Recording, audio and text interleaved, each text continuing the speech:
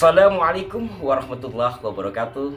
Salam jumpa, salam sejahtera untuk Anda semua. Salam persaudaraan dari kami Aras 9 Channel. Semoga Anda dan kita semua senantiasa dalam lindungan Tuhan Yang Maha Kuasa.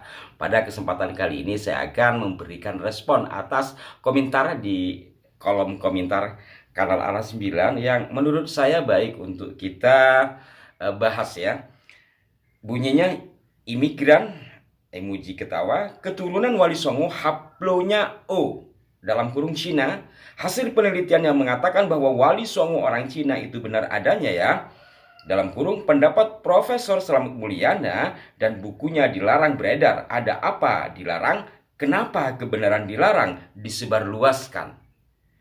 Ini menarik karena nampaknya sahabat ini meyakini kebenaran bahwa Wali Songo itu berasal dari Cina. Dan di kanal ini 1 tahun atau 2 tahun yang lalu pernah kami ulas.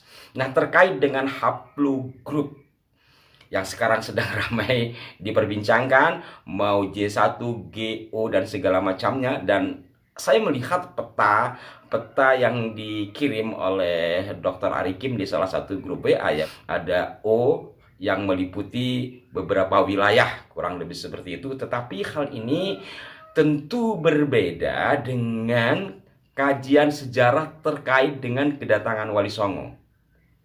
Intinya adalah bahwa 2 hal yang harus dipilah. Karena kenapa buku Pak Slamet Mulyana di masa Orde Baru dulu itu ditarik dari peredaran, dan kenapa akhirnya sejumlah sejarawan menafikan atau menganulir pendapat yang mengatakan Wali Songo berasal dari Cina, itu karena bukti-bukti sejarah tidak mengarah kepada keterangan dari Pak Profesor Slamet Mulyana. Nah, sebuku itu adalah ini ya. Profesor Dr. Slamet Mulyana, Runtuhnya Kerajaan Hindu Jawa dan Timbulnya Negara-negara Islam di Nusantara.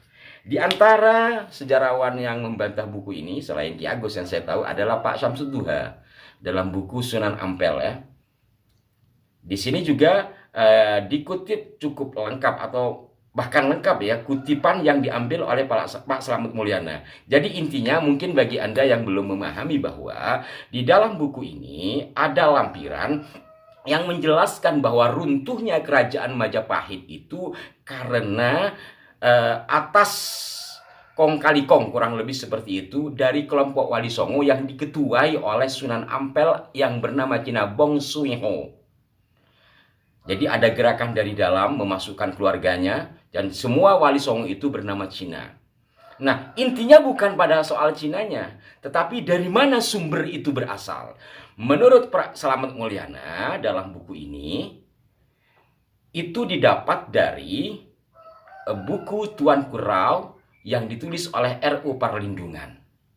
Nah, di dalam bukunya Pak R.U. Parlindungan itu terdapat kronik yang kemudian disebut atau dikenal dengan istilah kronik Sampokong.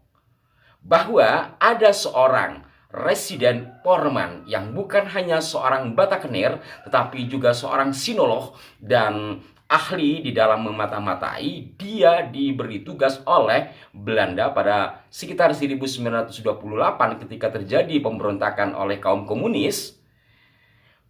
Pak Residen Porman ini bisa memasuki kelenteng Sampokong di Semarang lalu menemukan 3 cikar naskah berkaitan dengan Raden Fatah yang memiliki nama lain Jinbun.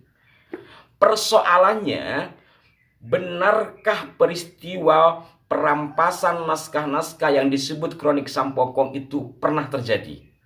Benarkah seseorang yang diberi nama Porman itu pernah ada? Di sini yang harus kita cari.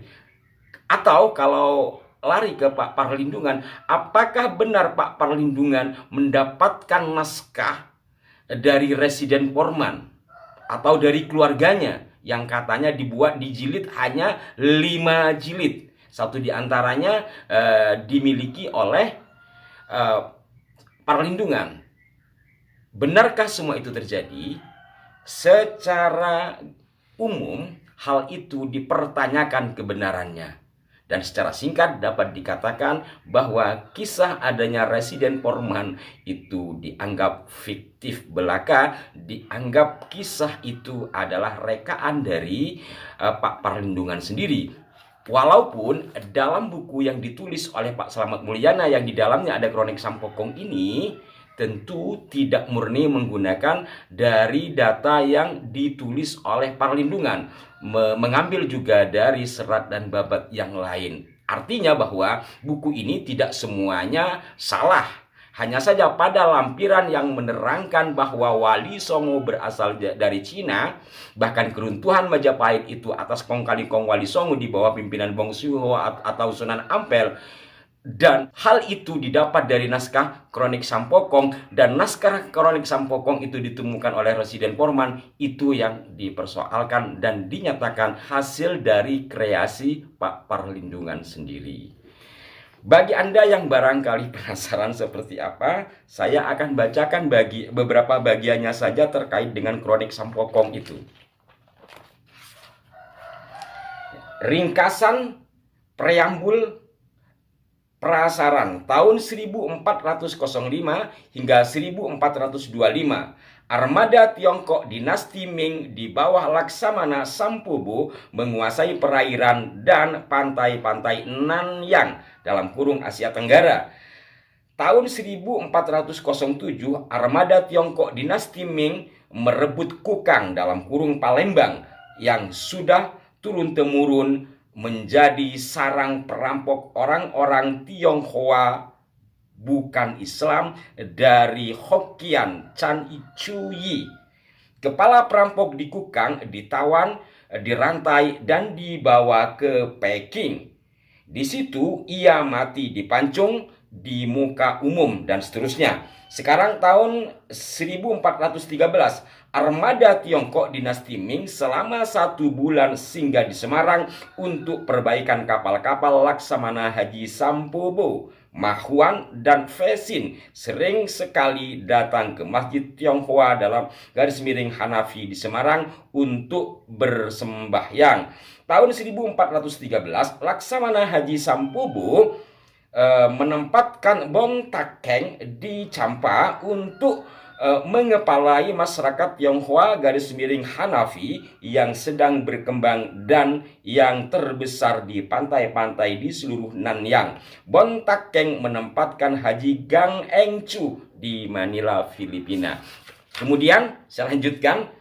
Pada tahun 1424 dan seterusnya, Yang Mulia Ma Hongfu ditempatkan sebagai duta besar Tiongkok di pusat kerajaan Majapahit. Ma Hongfu adalah menantu Bong Takeng. Dalam perjalanan ke pusat kerajaan Majapahit, Ma Hongfu diantar oleh Fesin yang sudah 3 kali berkunjung ke keraton Majapahit selaku duta keliling.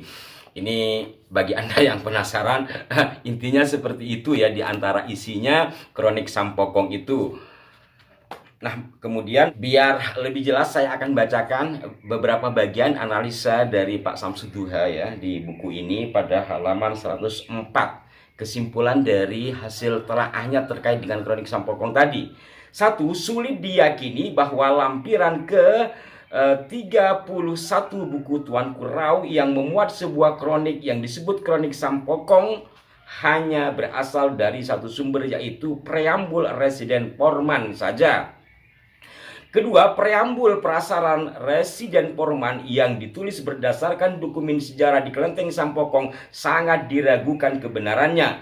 Dokumen itu kalau memang ada, tidak disimpan di tempat itu, melainkan di Kelenteng Tai Kaksi di Gang, Lombok, Semarang, dan telah dijadikan bahan penulisan riwayat Semarang oleh Liom Tim Jo, wartawan Sinpo pada 1931.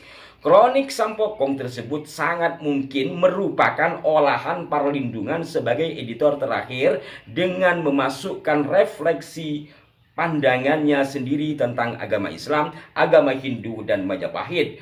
Perlindungan mengambil bahan dari catatan seorang perwira kolonel Belanda, dan perwira kolonel itu mengambil bahan dari ulasan Melayu Cina yang berasal dari Semarang dan Cirebon abad ke-18. Sangat mungkin kronik itu adalah rangkuman visi, pendapat, dan sentimen perlindungan berkenaan dengan agama Islam, madhab Hanafi, agama Hindu Jawa, dan kerajaan Majapahit. Kelima, naskah kronik Sampokong adalah suatu yang tidak masuk akal dan terjadi pemalsuan dalam menciptakannya. Banyak memuat penjelasan yang kontradiktif, tetapi isinya apabila diuji dengan seksama kiranya masih ada manfaatnya. Intinya demikian saudara-saudaraku sekalian, dan ketika saya diskusi dengan Ki Agus Sunyoto, beliau bahkan pernah sampai mencari ke Belanda. Benarkah kronik itu ada? Kemudian benarkah ada seorang residen bernama Porman itu? Ternyata tidak ada. Jadi kembali lagi kepada inti awal bahwa ditariknya buku ini, walaupun sekarang dijual lagi ya, atau dianulirnya cerita kronik Sampokong ini bukan persoalan haplogrup, melainkan lebih kepada fakta-fakta atau sumber data sejarah terkait dengan Wali Songo.